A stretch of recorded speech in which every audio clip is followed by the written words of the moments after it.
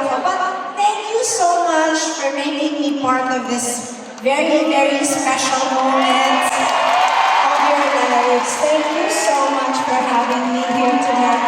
And thank you everybody for being here tonight.